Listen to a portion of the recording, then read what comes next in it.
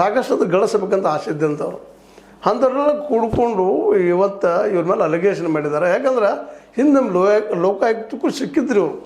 ಸಿಕ್ಕಾಗ ಅದೇನೋ ಮಾಡಿ ರಫಾ ದಫಾ ಮಾಡಿ ಮುಚ್ಚಿ ಹೋಗಿಬಿಟ್ಟಿದ್ರು.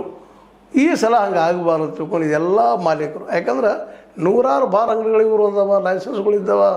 ಇವರಿಗೆ ಆತ್ಮೀಯರಿದ್ದಂಥವ್ರು ಅತ್ಯಂತರಿಗೆ ಬೇಕಾದಂಥವ್ರಿಗೆ ಸಾಕಷ್ಟು ಬಾರಗಳನ್ನು ತೆಗೆದುಕೊಂಡಿದ್ದಾರೆ. 1 2 ಇವನ್ ಈ ಸಿನಿಮಾ ಇಂಡಸ್ಟ್ರಿಯಲ್ಲಿ ದುಡ್ಡು ಹಾಕಿಕೊಂಡಿದ್ದಾರೆ. ಇದೆಲ್ಲ ಮಾಡೋದಕ್ಕೆ ದುಡ್ಡು ಎಲ್ಲಿದು ಅನ್ನೋದನ್ನು ಯಾರು ಬಿಡಿಸಿ ಹೇಳಬೇಕಾಗಿಲ್ಲ. ಅಬಕಾರಿ ಅಂದ್ಮೇಲೆ ಸಹಜವಾಗಿ ಸಾಕಷ್ಟು ಅಬಕಾರದ ದುಡ್ಡು ಬರ್ತಿರ್ತದೆ. ಅದರಲ್ಲೂ ರಾಜ್ಯ ಸರ್ಕಾರಕ್ಕೆ ಅತಿ ಹೆಚ್ಚು ಇನ್ಕಮ್ ಬರೋ ಡಿಪಾರ್ಟ್ಮೆಂಟ್ ಯಾವುದಂದ್ರೆ ಅಬಕಾರಿ ಎಕ್ಸೈಸ್. ಹೀಗಾಗಿ ಅದರಲ್ಲೂ ಇವರ ಮಾವುಗಳು ಜೊತೆಗೆ ಇವರು ಸಹ ರಾಜಕೀಯ ಕುಟುಂಬದಿಂದ ಬಂದಂಥವ್ರು.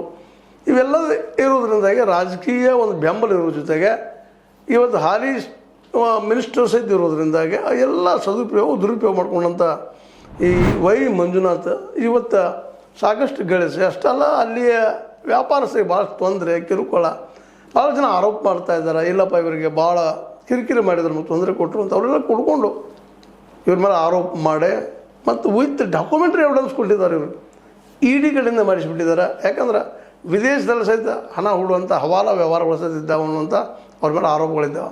ಹೀಗಾಗಿ ED ಎಂಟ್ರಿ ಆಗೋದು ಭಾಳ ಸುಲಭವಾಗಿ ಹಾಜಾಗಿಬಿಡ್ತು. ಅದು ಆಯಿತು.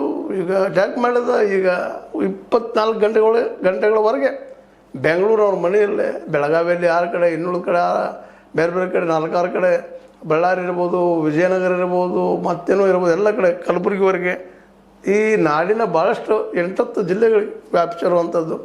ಅದೇ ಕಾಲಕ್ಕೆ ಮೈಸೂರು ಮತ್ತು ಬೆಂಗಳೂರು ಇಲ್ಲೂ ಸಹಿತ ಇವರ ಕಬಂಧ